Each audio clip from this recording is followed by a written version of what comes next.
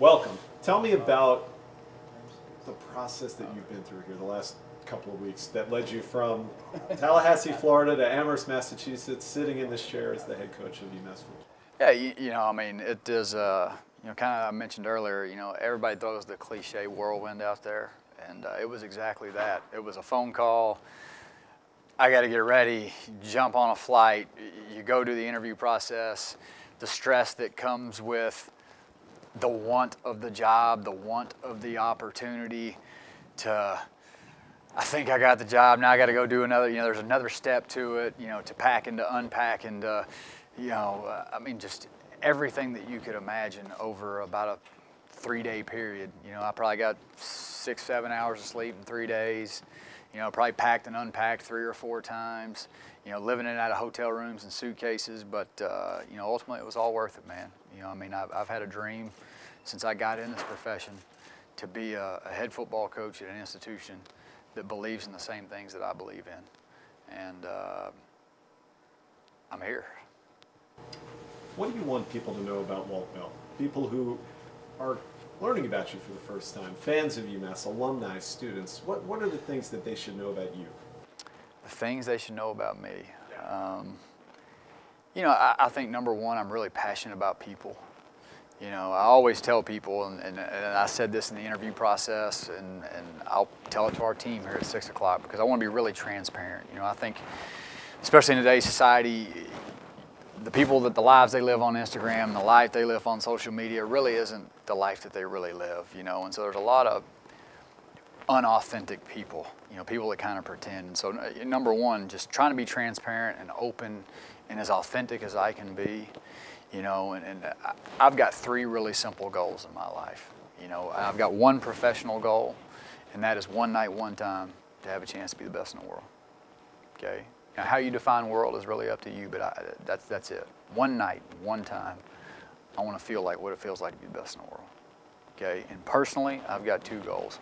Number one is to help people be better people. I was put on this planet not to coach football. You can help people in anything that you do. And so number one is to help people be better people, put a smile on people's face, whether it's a social interaction, whether it's somebody in this building, whether it's a handshake, whether it's a pat on the back, whether it's being whoever they need you to be for that moment. And then number 2 is be a better dad. Ultimately, someday when I'm lucky enough to have children, is be a better dad than my own dad.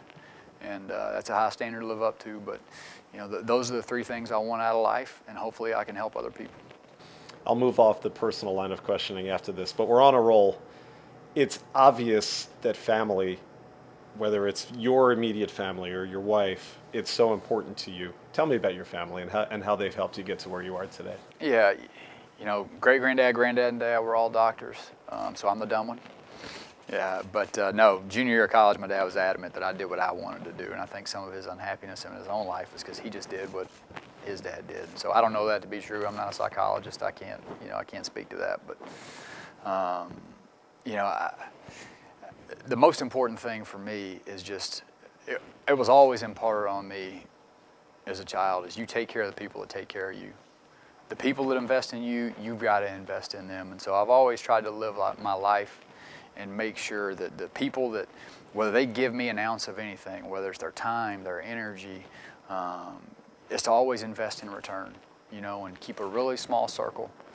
Nobody gets in and nobody gets out. And the people that are about making you better, it's your job, to make sure that they get the same in return. And so I've been really fortunate to be around great people. And hopefully when I'm not here any longer, people can at least say it's a guy that told the truth. He cared about me no matter what, and helped me be a better person.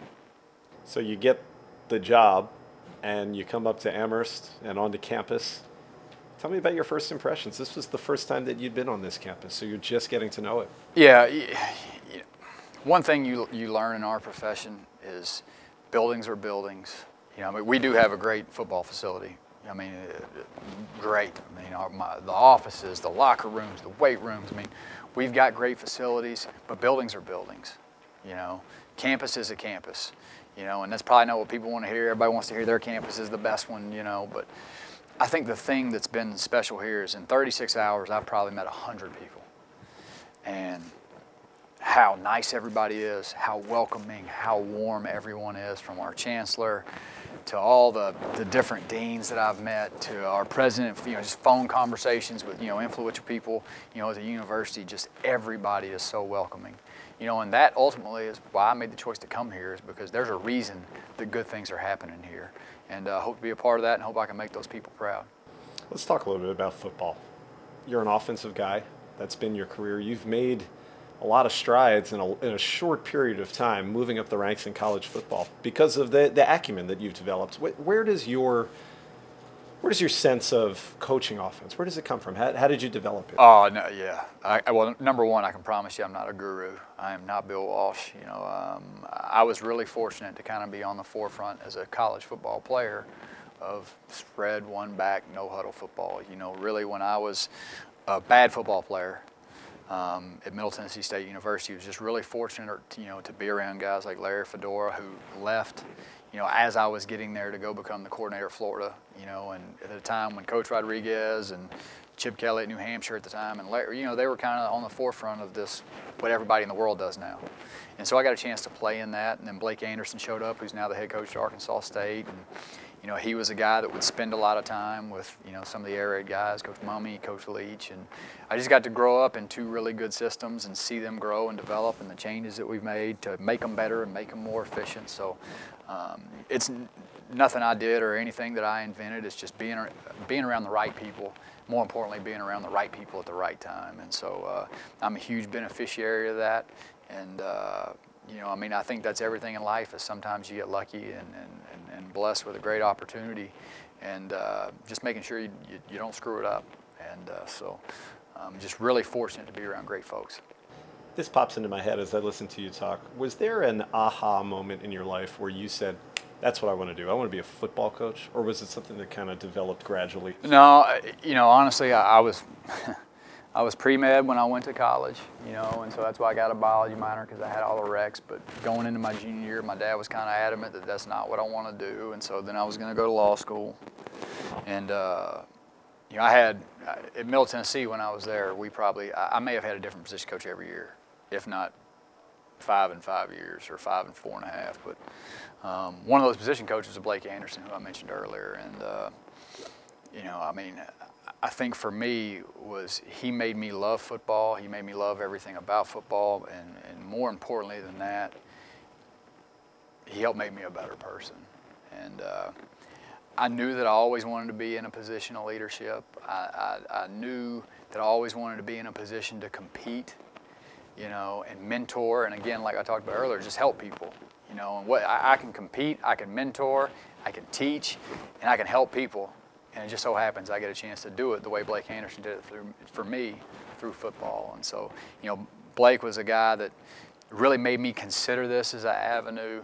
And then number two, when we got absolutely demolished by Central Michigan in a bowl game, I got off the plane and he left me a message. And so I put all my stuff in the back of a Ford Bronco and drove to Lafayette, Louisiana to help him, coach. And so, and obviously when you get there in those situations, a bug bites you and you can't get out. Everybody talks about your ability to recruit, and you spent a lot of today talking about recruiting and how much you enjoy doing it. That is, I don't want to say a rare trait, but there aren't a whole heck of a lot of people that would go out and openly say, I love recruiting. Tell me why you do. What gives you that bug? There's only two ways to win at a high level in college football. Number one is to accrue talent, and number two is develop said talent. And so it's the lifeblood of who you are. Everything looks better when you've got good football players out there. Everything looks better, and when you've got the right players that can play at a high level, what really starts to happen is your culture starts to win. And so for me, it's not just a physical piece, but it's also a mental piece about who and why you take, what are the risks you're willing to take. But to answer your question, if you don't recruit well, you can't win. So when I lay my head on the pillow at night, if I really am like, man, I love recruiting. Sometimes it's rough. The travel, the phone conversations, listening to people, from all over the place at the same. Some of it ain't real fun, but you've got to be good at it if you want to succeed at a high level. I asked you, what do you want the fans and the alumni who are getting to know you, what do you want them to know? What do you want your players to either know about you or think about you as you get to know them and start developing those relationships? I think the first thing that I want them to understand is they didn't pick me, I picked them. You know, I mean, I picked them. I picked this place. I picked these kids. I picked this roster. You know, and as I mentioned in the press conference earlier, I think I just want them to know, and it's my job to prove it to them. You know, is trust doesn't happen overnight. I'm not going to walk in there tonight and tell them I'm going to tell you the truth. I'm going to care about you either way, and then believe it. You know, I mean, that's something that I've got to do every day. It's something that I've got to prove to them, is that, you know what, this guy actually does care. You know, this guy actually is invested in how I perform. And, you know, I think for me, is tonight's team meeting, and what I want them to know about me is you're going to have a guy that's going to be the same every day. You know, he's going to tell you the truth. He's going to be really honest with you, whether you like it or not. But either way, if you can play, if you can't play, is this a guy that cares? You know, and I really feel like that if you tell them the truth, they'll eventually trust you. Okay, and if they trust you, we'll start to develop some accountability, because it won't be motivated out of fear. I won't be, I'm just doing right so this guy doesn't yell at me.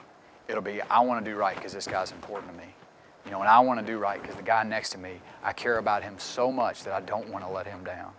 You know, and eventually, if there's truth, there can be trust, and if there's trust, there can be some love there. You know, and love is the greatest motivator of all, not fear.